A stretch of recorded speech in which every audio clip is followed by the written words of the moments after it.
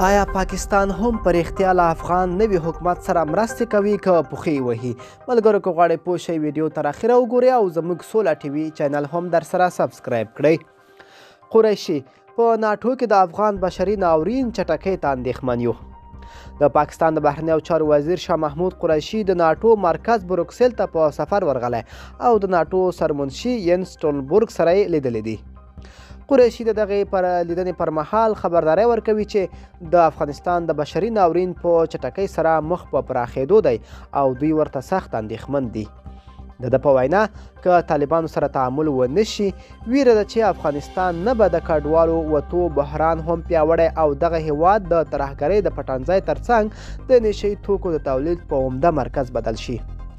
پاکستانی وزیر له نړیوالې ټولنې غوښتي چې په عاجل ډول افغانستان ته د بشري مرستو په سمبالولو کې ګام واخلي. هغه ادعا کړې چې هیواد یې په افغانستان کې د سولې او ثبات ژمنو ته ژمن دی.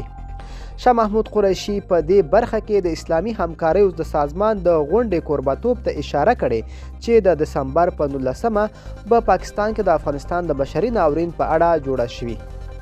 پاکستانی رسنۍ وایي چې د ناټو سرمنشي له قریشي څخه افغانستان ته د دوی د پاملرنې له کبله مننه کړې ده. یو شمېر افغان سیاستوال او ډیپلوماتان بیا وایي چې د طالبانو له واکمنېدو سره افغانستان په نړیوال سټیج کې په شدت سره منزوی شوی او دا هغه لوی ارمان و چې پاکستان له پخوا نه درلود. د دوی په وینا پاکستان ته له دغه وضعیت سره په نړیوال سټیج کې د مطرح کېدو ښه فرصت په لاس ورغلی او کولی شي د افغانستان د استازیتوب په پلمه ځان ته لابې وکړي او نړیواله پاملرنه ورجلب شي. د افغانستان پخواني ولسمشر حامد کرزي او یو شمېر نورو سیاستوالو له پاکستاني چارواکو غوښتي چې د افغانستان د استازیتوب حق دې ځان ته نه ورکوي. پر طالبانو هم نیوکه ده چې ولې د بهرني سیاست واګې تر ډیره پاکستانیانو سره دي. د طالبانو په دې اړه عامه نیوکو او افکارو ته کوم قانع کوونکی ځواب نه دی ویلی.